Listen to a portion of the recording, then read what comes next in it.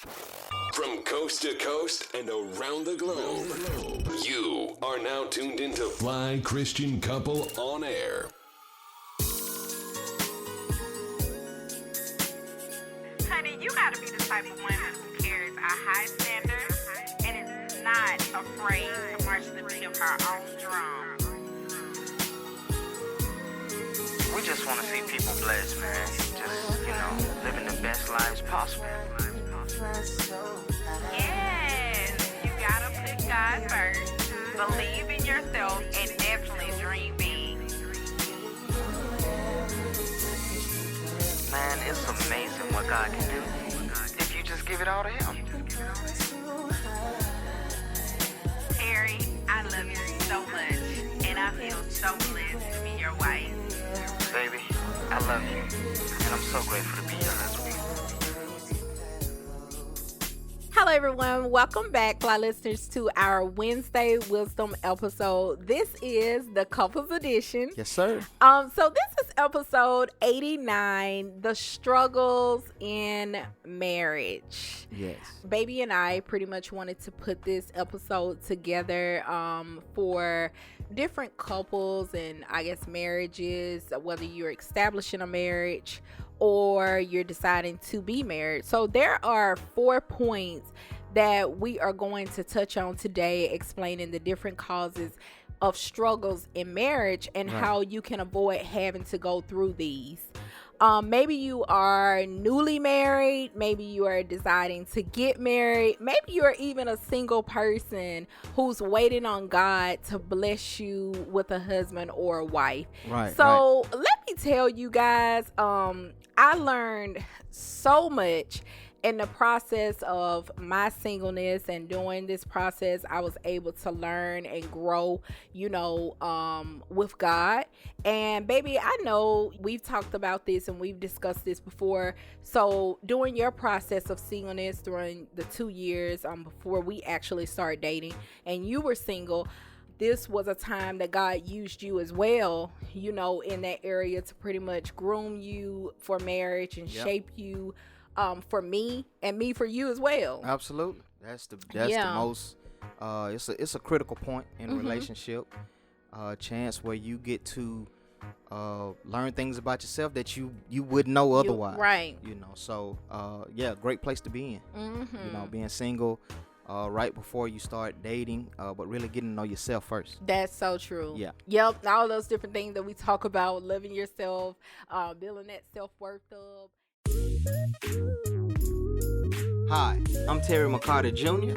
And I am Tanya McCarter, and we are Fly Christian Couple on Air.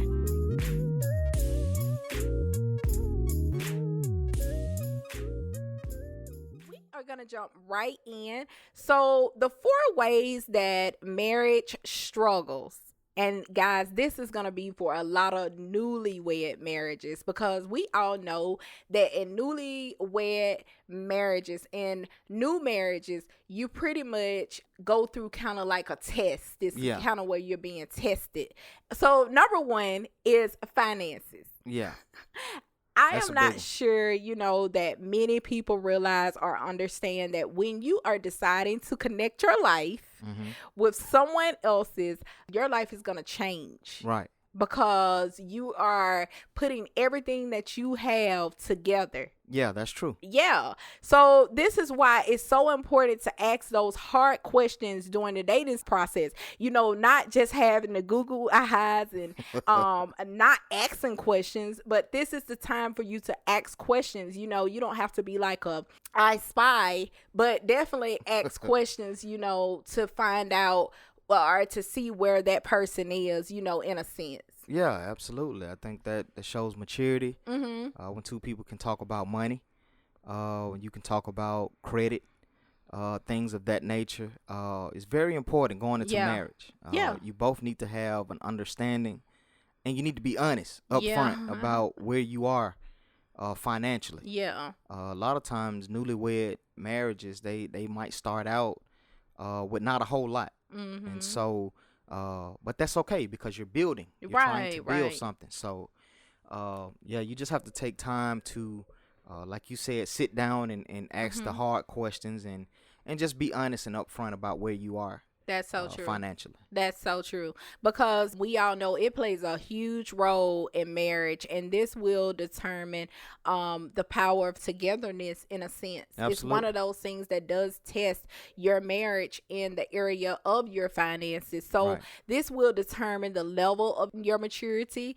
It determines the can I trust you? Right. You know, you will have to kind of humble yourself in a sense when you are used to that area of independence. And I know this is hard for a lot of people that kind of came out of that single stage, and you kind of have been doing a lot of things on your own. Yeah. So that place it's one of those things where you have to learn to depend on one another. Right. Yeah. I think, we had some issues when we first got together. We both very independent people. I think it was more so harder for you learning to trust me, and knowing that you can truly lean and depend on me. Yeah. Whenever you need it to. That's true. But that comes with marriage. So it's just. And the thing about it was you made it very easy for me to be able to, I guess, trust you in a way, like when it came to finances. But when you are a person, especially if you're a woman who's been single for a while by yourself, and you're learning to do things all on your own, like you are used to handling your finances a certain way, and you're used to doing things, just pretty much on your own and just independently for so long, it's kind of, I guess, harder to kind of step back and allow that person to kind of lead, in a sense. And we will tell you guys all about that, on one of our Q&As probably, and how God had to kind of, teach me. Just develop us. Had to develop us in our marriage in the beginning. Yes. Right. But finances will also test your loyalty, and it would determine as well your selfishness, your level of selfishness. You are going to be tested in the area of finances. You are going to be tested if you can, Yeah, what's funny, babe? We was just talking about this the other day, how when you first get married, it seems like that's you're when always things tested. Start happening. Like a car might tear up, or something gonna break down in the house. Or it's crazy because I think that's just something it's an unspoken thing that comes with marriage. It does. Why do the cars tear up the moment you get together? It's crazy, but I think it teaches you to, or job loss. Something like that. It just teaches you to depend on the other person, right? To say, so man, true. I'm down right now. I need you to just pick me up, So it's, it's a good thing, though. Yeah, it is.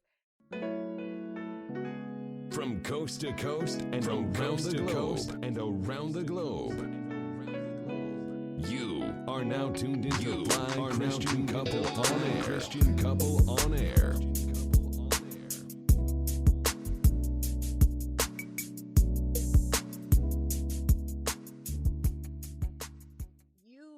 To know that you can have that person that you can lean on, and you showed me that in more ways than one. Oh my gosh. And I think I showed you the same thing. And that just helped both of us, you know, to be able to come together as one. It's scary because people need security. You know? And I think once you know that security is there, then you can kind of let your guard down a little bit. That's true. But it's scary going into it. That's true. Yeah. Especially in the beginning. Yes, that's so true. So number 2, the struggles in marriage is step kids and blended families. Yeah, that's a big one. Yeah, it's a huge one. Pretty much you are working to establish a balance, and you should establish a balance. Be sure to partner with your spouse, to be supportive of your spouse, you know. And I know some people have where if it's a blended family, then it's more so both of you guys have brought children into the relationship. Yeah, you're kind of like I guess, should be supportive of each other. Right. In establishing that. And if you are a person who don't have children, and maybe your spouse has children, and they're bringing children into the relationship, then there should be a pretty much a balance that is established there. Yeah. You should partner with your spouse and be super supportive of your spouse. That is what's most important. So pretty much let them, as your spouse, run the show, and you be supportive of them. Establish, of course, a voice in some sense. And love, I feel like, is most important. Yeah. You can definitely you definitely need to set the atmosphere for the children, right? And have that bond that's already there. Yeah, strong foundation. Yeah, strong foundation, and that will help the children to come in and be more comfortable with the situation. Right. A lot of times, I think step parents, especially if they don't have kids and they're with a person that does have kids, it's kind of hard for them to kind of navigate and know their place. They kind of feel out of place. Right. With that, but having that bond between the husband and wife is very important. So important. And already having that atmosphere set for the children. So if they're coming every other weekend or something like that, or if they live in the house, you guys already have a strong foundation. You've already set the tone for the children. Right. And a lot of people are allowing kids to break up their marriage, to run relationships too. To ruin it because they feel like they have to side. But that's because there's no foundation, there's no bond there.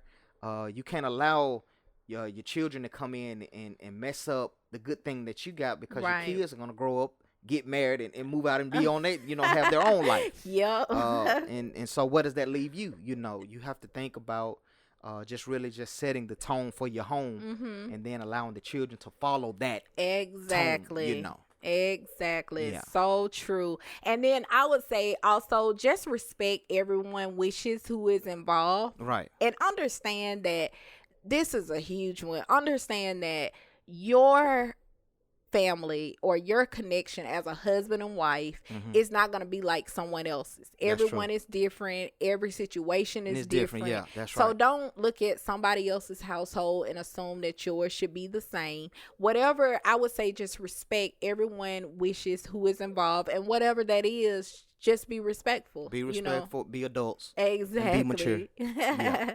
So the third one is infidelity. Cheating. Oh my gosh. This is definitely a way to pretty much bring those struggles into a marriage. It's cheating. It kills trust. It kills vulnerability, love. It causes pain to your marriage. So especially when you do this in the beginning, you pretty much avoid creating, what you should do is avoid creating habits that damage a marriage in the beginning, so that you won't have to spend the entire marriage, the rest. Say for instance, if you're 2 years in, then you're spending the next 5 years trying to make up for what you did in the first 2 years. Absolutely. Trying to fix broken pieces.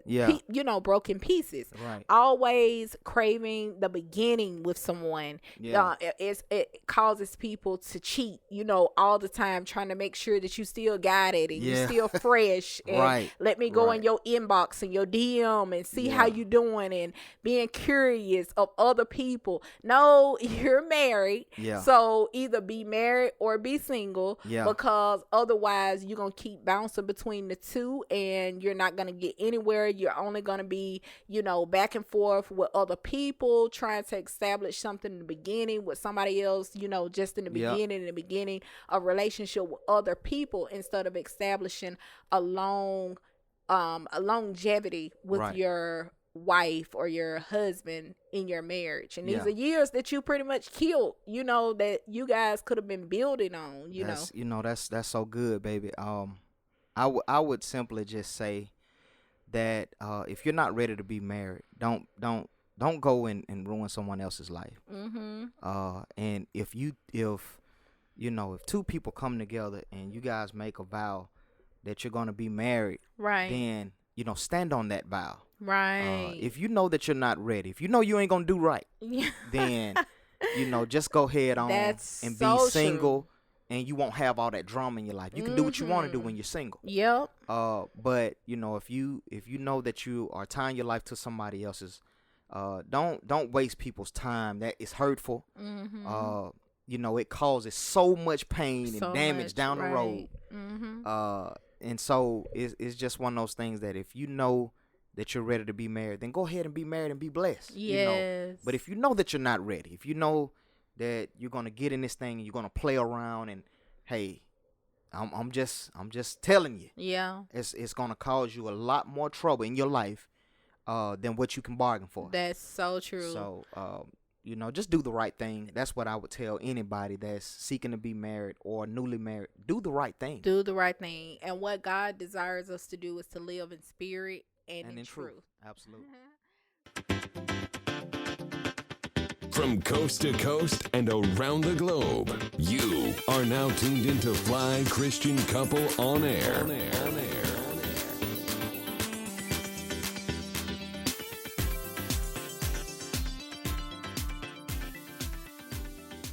So number 4 is family.